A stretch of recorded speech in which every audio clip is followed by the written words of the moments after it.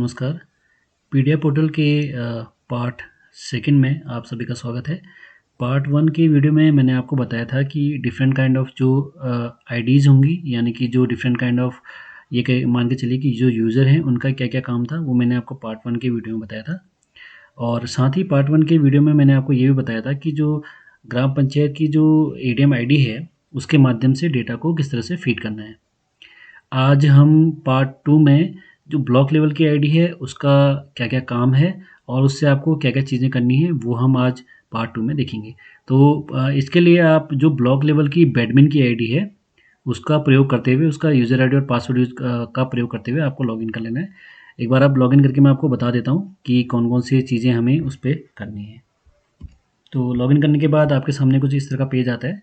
तो इसमें mobile number is correct, अगर आपको लगता है कि मोबाइल नंबर गलत है, तो आप उसको एडिट कर सकते हैं। अगर आपको लगता है कि ये सही है, देन उसके बाद आपको इसमें simply mobile number is correct पे आपको चले जाना है।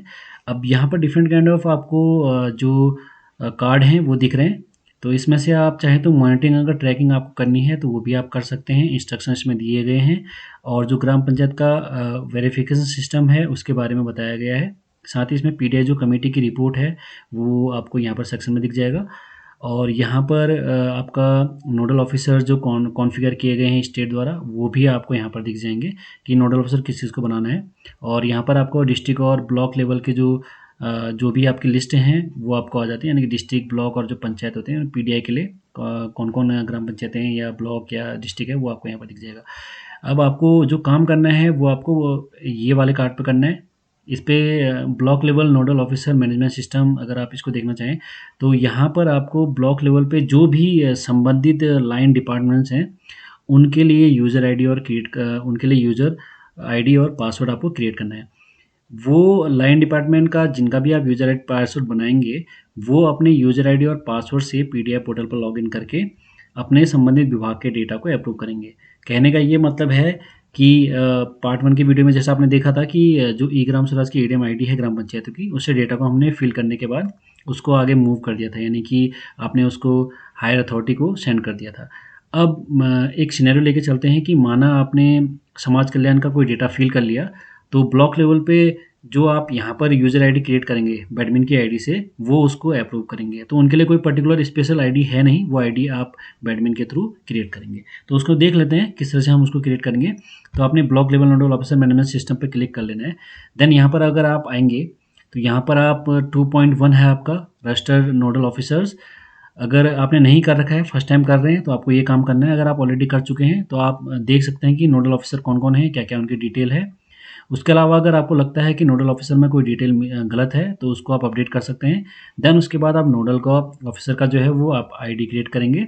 पासवर्ड उनके फ़ोन में चला जाता है, आईडी यहीं पर क्रिएट हो जाती है। अगर आप पासवर्ड भूल गए हैं, तो रीसेट भी आप जो नोडल ऑफिसर का पासवर्ड है, वो रीसेट करवा सकते हैं। अब सबसे पहले रजिस्टर नोडल ऑफिसर में हम देख लेते हैं। यहाँ पर जितने भी हमारे पास विभाग हैं, जो डेटा को अप्रूव करेंगे, वो यहाँ पर सारे हैं। चलिए मैं अगर सोशल वेलफेयर की बात करूँ, तो जो भी लाइन डिपार्टमेंट के जो भी ऑफिसर होंगे आपके ब्लॉक लेवल पे, उनका नाम, हिंदी में नाम, डेजिग्नेशन, ईमेल, जेंडर और मोबाइल नंबर आने के बाद उसको सिंपली आपको रजिस्टर कर लेना है। रजिस्टर करने के बाद आपको क्रिएट नोडल ऑफिसर यूज़र पे क्लिक करना है। अब हम यहाँ पर क्या कर रहे हैं, इस वाले जो पोर्शन है, इसमें हम जो आपका लाइन डिपार्टमेंट का ऑफिसर है, उसके लिए आईडी और देन जो पासवर्ड है, उसको हम क्रिएट करेंगे।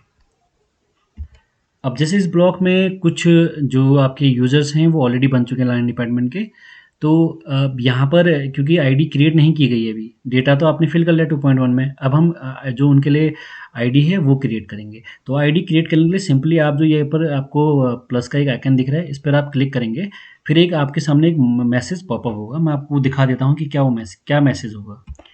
तो आपके सामने कुछ इस तरह का मैसेज पॉपअप होगा, जिसमें लिखा हुआ आएगा user created and detail has been successfully send on, और एक मोबाइल नंबर होगा यहाँ पर।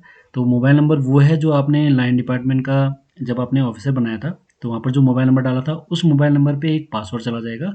आईडी आपकी जो पर्टिकुलर जहाँ पर हमने प्लस का आइकन क्लिक किया था, वहीं पर आपको वो आईडी दिख जाती है। और उसके बाद हम उस आईडी का प्रयोग करते हुए डेटा को अप्रूव करेंगे। मैं वो आपको दिखा भी देता हूँ कि वो आईडी किस तरह की होती है और उससे लॉगिन करने के बाद आपको क्या करना है।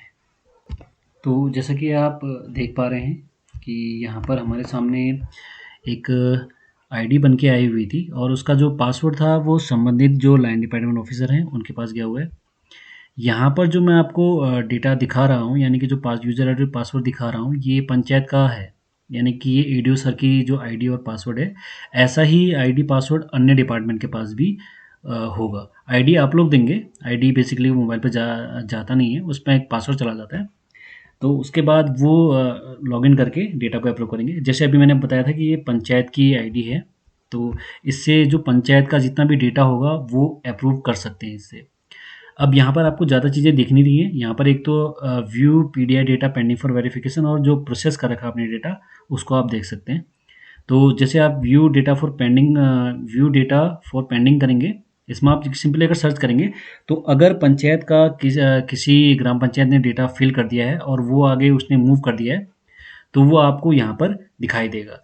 यहाँ पर आपको डेटा दिखाई देगा। डेटा को आपको सिंपली क्या करना है, उसको अप्रूव या फिर चाहे आप रिजेक्ट कर सकते हैं। अगर आपको रिजेक्ट करना है तो उसको रिजेक्ट कर सकते हैं। अगर आपको लगता है कि डेटा बिल्कुल सही है, तो उसको आप अप्रूव करके एक हायर अथॉरिटी को आप भेज सकते हैं वेरिफिकेशन के लिए। क्योंकि यहाँ पर मैंने आपको बताया था कि सिंपली आपका क्या है कि पहले ग्राम पंचायत डेटा फिल करेगा, देन वो ब्लॉक लेवल पे जो नोडल ऑफिसर्स हैं उनके पास आएगा, वो अप्रूव करेंगे। देन उसके बाद थर्ड पर्सन पे ब्लॉक लेवल पे बीडीओ सर की एक आईडी होती है, जिसके माध्यम से उस डेटा को अप्रूव करेंगे। देन वो डिस्ट्रिक्ट लेवल पे चला जाएगा, डिस्ट्रिक्ट लेवल से स्टेट लेवल पे वो आपका डेटा मूव कर जाता है। तो ये सब चीज़ें इसमें आपका जो डेटा है वो इस तरह से आपको अप्रूव करना है, इस तरह से आपको यूज़र आईडी क्रिएट करनी है। अब आपको अगर डेटा देखना हो कि आपने क्या सेंड किया है, वो भी आप यहाँ पर देख सकते हैं। क्योंकि अभी इस जो आईडी है जिसका हम यूज़ कर रहे हैं, यहाँ पर अभी क्योंकि कोई डेटा मुझे लगता नहीं कि है इसमें, एक बार देख लेते हैं कि कोई डेटा है नहीं है यहाँ पर डेटा किसी भी उसका, क्योंकि किसी ने डेटा यहाँ पर सेंड नहीं किया है अप्रूव के लिए, तो वो डेटा दिख नहीं रहा है। अगर यहाँ पर होता अगर आपका, तो वो डेटा दिख जाता आपको। तो सिंपली इतना ही करना है आपको। यहाँ पर आपका जो काम है, एक तरह से ये मान के चलिए कि आपका जो बैडमिन वाली आईडी है उसका काम यहाँ पर ख़त्म हो जाता है। और ये मैं आपको बता दूं कि जो आईडी और पासवर्ड का यूज़ करेंगे वो लाइन डिपार्टमेंट ही यूज़ करेगा और लाइन डिपार्टमेंट ही डेटा को अप्रूव करेगा, क्योंकि ये काफ़ी सेंसिटिव चीज़ है। यूज़र आईडी और पासवर्ड वो उनके पास ही रहेगा। चलिए ठीक है, इसके साथ ही इस वीडियो को समाप्त करते हैं। आप सभी का धन्यवाद।